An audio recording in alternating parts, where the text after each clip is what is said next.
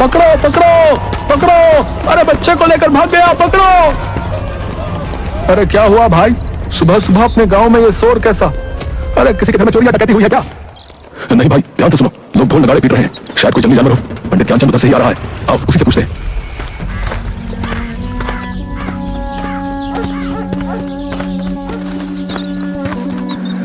पंडित जी, ये कैसा शोर है? कोई जानवर गांव में घुस गया है क्या? अरे नहीं भाई, आज गांव से फिर एक बच्चा कोई जानवर पकड़कर जंगल में ले गया। हे भगवान, अब तो हमारे बच्चे अपने गांव में भी सुरक्षित नहीं हैं। पता नहीं क्या होने वाला है। सुन रही हो भाग्यवान, बंकू से कहना घर में ही रहे, इधर उधर खेलने ना जाए। पता नहीं जानवरों का यह आतंक गांव से कब खत्म होगा। सरताजपुर गांव में लगभग 6 महीने से जंगली जानवरों का आतंक बना हुआ था। इस कारण शाम होते ही गांव के सभी लोग अपने अपने घरों में दुबक कर बैठ जाते थे। कोई भी नहीं जानता था कि कौन जानवर ऐसा कर रहा है। कोई भालू का आतंक बताता तो कोई सियार का, कोई जंगल के राजा शेर को इसका जिम्मेदार ठहराता। इसी कारण सरपंच हुकुम चंद ने चौपाल पर एक सभा बुलाई थी।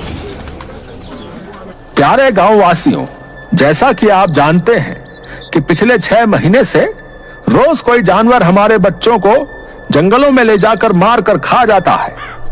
हम उसी पर चर्चा के लिए आज यहाँ पर एकत्रित हुए हैं। सरपंच जी, आए दिन हमारे गांव से बच्चे गायब हो रहे हैं। अगर ऐसा ही चलता रहा तो गांव के सारे बच्चे मार डाले जाएंगे। हमें कुछ ना कुछ तो करना ही होगा। इसके लिए हमें पहले पता लगाना होगा कि कौन जानवर ऐसा कर रहा है, ताकि हम लोग उस जानवर से छुटकारा पा सकें। यही ठीक रहेगा, क्योंकि जंगल में तो सैकड़ों जानवर हैं। हम किस किस को अपना निशाना बनाता रहेंगे? लेकिन इसका पता लगाएगा कौन कि किस जानवर की यह करतूत है? इसके लिए एक दल बनाना होगा जो जंगली जानवरों के गांव में प्रवेश पर नजर रखेगा। हाँ, यह ठीक रहेगा। मैं और कल्लू बाबा दोनों मिलकर रात में पहरा देंगे और पता लगाएंगे कि कौन सा जानवर हमारे बच्चों को गायब कर रहा है। तो ठीक है, फिर अगर तुम दोनों पता कर बता देते हो तो तुम्हें गांव की तरफ से 100 स्वर्ण मुद्राएं मिलेंगी, ठीक है? मरेगा, एक दिन सब मरेगा। ए बगले, चल भाग यहां से। जब से हमारे शमशान में रहने आया है, तब से ही पूरा गांव समस्याओं से घिरा है। भोगा एक अजीब सा डरावना व्यक्ति था, जो पिछले 6 महीने से शमशान में आकर रहने लगा था। कई बार शमशान के कुत्तों को मारकर खाते हुए देखा गया था। कुछ लोग इसे औघर बताते थे। कल्लू बाबा और जग्गी रात में गांव के बाहर पेड़ के मचान पर चढ़कर पहरा दे रहे थे। तभी सुबह करीब 4 बजे जंगल की ओर से कुछ खरखराहट की आवाज आती है। कल्लू बाबा, झाड़ियों के झुरमुट से कुछ आवाज आ रही है। चलो चलकर देखते हैं। हाँ चलो, तुम आगे चलो, मैं पीछे से देखता रहूंगा, ताकि पीछे से कोई जानवर तुम पर हमला नहीं कर सके। अरे कल्लू बाबा, तुम तो बाबा हो, भूत पिशाच को तो तुम अपने झोले में रखते हो। तुम आगे चलो ना, मैं तुम्हारे पीछे रहूंगा। ठीक है, लेकिन तुम पीछे मजबूती से डंडे पकड़े रहना। जैसे ही कोई आहट हो, सतर्क हो जाना। चलो आओ मेरे पीछे।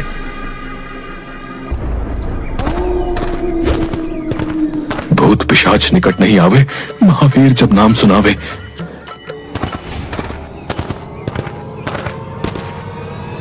तभी जग्गी के पैरों में कुछ लताएं उलझ जाती हैं, जिन्हें निकालने के लिए जग्गी कल्लू बाबा के कंधे पर हाथ रख रोकता है। कल्लू बाबा को लगता है कि कोई भूत उसे पकड़ रहा है। वो चिल्लाते हुए भागने लगते हैं। भूत भूत भूत, बचाओ बचाओ। जग्गी तुरंत पीछे मुड़कर भागना चाहता है। तभी कल्लू बाबा बचाओ बचाओ करते हुए पीछे मुड़कर जग्गी के गले को पकड़ लेते हैं। उसकी पीठ पर चढ़ जाता है। जग्गी को लगता है कि सचमुच भूत उसकी पीठ पर चढ़ गया। वो पूरी ताकत से दौड़ पड़ता है और लताओं से उलझकर कल्लू बाबा के साथ ही गिर पड़ता है। बचाओ, कल्लू बाबा बचाओ, मेरी पीठ पर भूत चढ़ा है, मर गया रे। अरे मेरे बाल बच्चों का क्या होगा? अबे चुप। पीछे से कंधे पर हाथ रखकर मुझे खुद डरा दिया और अब चिल्लाकर और डरा रहा है। हे बड़ा बाबा बने फिरते हो, भूत बैताल प्रेत पिशाच सभी को अपनी चोटी में बांध कर रखते हो और कंधे पर हाथ रखते ही डर गए। ढोंगी बाबा कहीं के। रुको रुको, गौर से ये आवाज सुनो। लगता है सचमुच कोई खूंखार जानवर हमारी तरफ ही आ रहा है। देख क्या रहे हो, भागो। दोनों भूत भूत चिल्लाते हुए गांव की ओर भागते हैं। सुबह होने ही वाली थी। कुछ लोग चौपाल पर आग ताप रहे थे। उन्होंने दोनों की आवाजें सुनी तो उनकी ओर लाठी डंडे लेकर दौड़े। बचाओ बचाओ, भागो भागो, पीछे भूत आ रहा है। अरे कौन सा भूत? अरे कैसा भूत भैया? तुम्हारे पीछे तो कोई नहीं है। अरे है, अरे सुनो आवाज सुनो, वो इधर ही आ रहा है, भागो। आवाजें लगातार बढ़ती ही जा रही थीं। सभी डर के मारे अपने अपने घरों में बंद होकर सहमे हुए खिड़की से देखने लगते हैं। तभी बंकू अपने घर से एक डंडा लेकर बाहर आता है। बेटा घर के अंदर आजा, देखो ना जी अपना बंकू बाहर चला गया है। अरे बेटा बंकू अंदर आजा, देख बेटा सभी लोग अपने अपने घर के अंदर हैं। नहीं पिताजी, हमारे कई दोस्त गायब हो गए हैं। आज हम भी देखेंगे कि कौन है जो हमारे गांव के बच्चों को गायब कर रहा है। मरेगा, सब मरेगा। तभी उधर से जुगनू की आवाज आती है। बंकू, अरे भैंसिया का रस्सी पकड़, अरे आधे घंटे से पूरा गांव दौड़ा रहा है। बंकू भैंस की रस्सी पकड़ लेता है। भैंस के पैर के पीछे एक बाल्टी फंसी हुई थी, जिसके ईंट पत्थर से टकराने से आवाज निकल रही थी। भैंस तो मैं द्वार पर बांध कर आया था, फिर ये खुली कैसे? वो माँ ने कहा कि बाहर भैंस को ठंड लग रही होगी, उसे गौशाला में बांध दो। भैंस बिदक कर भागने लगी, भागते हुए उसके पैर में बाल्टी फंस गई। जग्गी और कल्लू बाबा, है? तुम लोगों के डरपोक होने के कारण आज पूरा गांव भयभीत हो गया भाई। वो तो बंकू ने बहादुरी दिखाई, लेकिन बात तो यही है कि आखिर बच्चों का शिकार कौन कर रहा है? तभी सेठ मंगत लाल रोते रोते आता है। सरपंच जी, मेरा बेटा सुधीर घर पर नहीं है। नौकरों ने बताया कि सुधीर को शेर दबोच कर ले गया है जंगल की ओर। हाय मैं लुट गया, हाय मैं बर्बाद हो गया, मेरा इकलौता बेटा। धैर्य रखो मंगत लाल, धैर्य रखो। हम सभी उसी का उपाय ढूंढने के लिए यहाँ इकट्ठा हुए हैं। सुधीर मेरा भी दोस्त था, हमें उसे ढूंढना ही होगा। बंकू घर में बिना बताए जंगल की ओर चल देता है।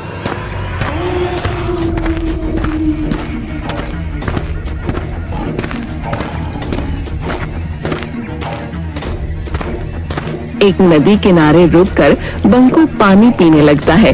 तभी एक काला नाग उसे डस लेता है। उसी समय तपस्वी देवराज वहां से गुजरते समय बंकू को तड़पता देख उसके पास आ जाते हैं। सांप को पानी में जाता देख तपस्वी देवराज तुरंत समझ जाते हैं कि बालक को सांप ने काट लिया है। वो अपने हाथों से डसे हुए स्थान पर हाथ फेरते हैं। बंकू तुरंत उठकर बैठ जाता है। तुम कौन हो बालक? इस घने जंगल में कैसे आ गए? प्रणाम महाराज, मैं बंकू हूँ। मेरे गांव से प्रतिदिन एक बच्चे को इस जंगल का शेर लाकर मारकर खा जाता है। मैं उसे ही खोजने आया हूँ। तुम्हारे इस नेक कार्य से मैं प्रसन्न हुआ। जाओ, मेरा आशीर्वाद है कि कोई भी तुम्हें मार नहीं सकता। जानवर के सामने तुम में उससे 10 गुना शक्ति आ जाएगी। बंकू वहां से चलकर शेर की गुफा के सामने उसके गांव के बच्चों का बहुत सा कपड़ा पड़ा दिखाई देता है। वो जोर से चिल्लाता है, बच्चों का शिकार कर खाने वाले कायर शेर, बाहर निकल। दम है तो मुझसे मुकाबला करके दिखा।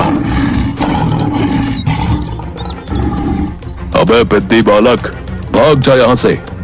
शायद तू मुझे नहीं जानता। मैं कायर नहीं, मैं जंगल का राजा शेर हूं। जा, इस गलती के लिए मैं तुझे माफ करता हूं। जा अपने गांव लौट जा। अच्छा, तो अभी भी बड़ी बड़ी बातें निकल रही हैं। क्या राजा का यही काम है कि निरीह बच्चों को चुपके से उठाकर ले आए और उसे खा जाए? एक बार कह दिया ना कि मैं ऐसे कायरों वाले काम नहीं करता। शायद तुझे तुम्हारी मौत यहां खींच कर लाई है। क्यों? एक बालक के सामने अपने कुकर्मों को बताते हुए शर्म आ रही है? बस बहुत हो गया, अब मैं और बर्दाश्त नहीं कर सकता। शेर छलांग मारकर बंकू को दबोच लेता है। दोनों में गुत्थम गुत्था हो जाती है, लेकिन कुछ ही पलों में बाजी पलट जाती है। तपस्वी देवराज के दिए हुए वरदान की वजह से बंकू शेर से जीत जाता है। कौन हो तुम बहादुर बालक, और मुझ पर ऐसा इल्जाम क्यों लगा रहे हो? मैं सरताजपुर में रहता हूँ, जहाँ से तुम कल भी मेरे दोस्त सुधीर को दबोच कर ले आए हो, जिसका प्रमाण तुम्हारी गुफा के सामने पड़े कपड़े हैं। हाँ, इसको तो मैंने भी देखा है, पर ज्यादा ध्यान नहीं दिया। शेर तुरंत अपने गुप्तचर सियार को बुलाता है। गुप्तचर सियार, पता करो कि कौन मेरी गुफा के आगे ऐसी घटिया काम करके कपड़े फेंकता है।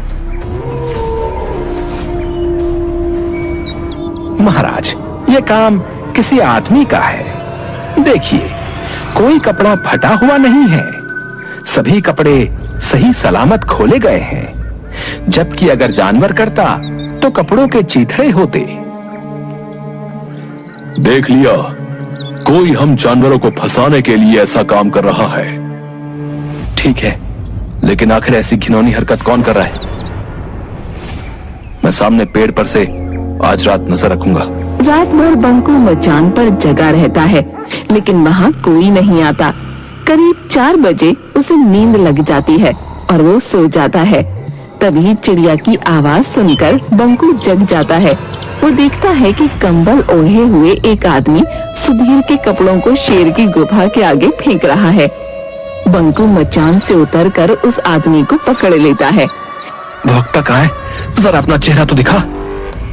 भोगा, तुम तो गांव के सारे बच्चे तुम ही गायब कर रहे हो। मरेगा, सब मरेगा। अब कोई नहीं मरेगा, अब बस तू ही मरेगा। इतना कहकर बंकू जोर से भोगा के पेट में मुक्का मारता है, लेकिन भोगा को कुछ नहीं होता। अलबत्ता भोगा के एक मुक्के से वो बेहोश हो जाता है। समय पर शेर के आ जाने से भोगा वहाँ से भाग जाता है। उठो बालक। वो कहाँ गया? वो तो भाग गया। बंकू तपस्वी देवराज की कुटिया पर जाकर, ओ, मार डाला तुमने? नहीं महाराज, आदमखोर शेर नहीं, आदमखोर शमशान में रहने वाला भोगा है। लेकिन आपके वरदान ने उस पर क्यों काम नहीं किया? मैंने वरदान दिया था कि जानवर के सामने तुम में उससे 10 गुना शक्ति आ जाएगी। ये आदमी पर लागू नहीं होता। उस भोगा में तो बहुत शक्ति है, उसे परास्त करना मुश्किल है।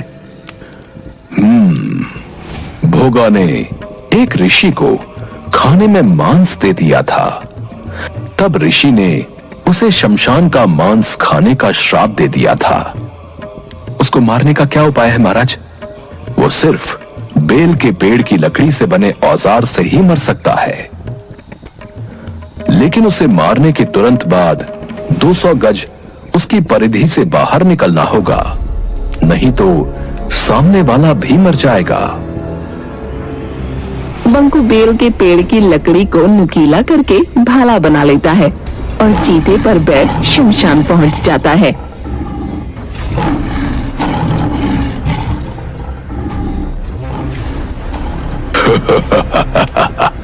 आ गए, आज तेरी मौत तुझे यहाँ खींच लाई है।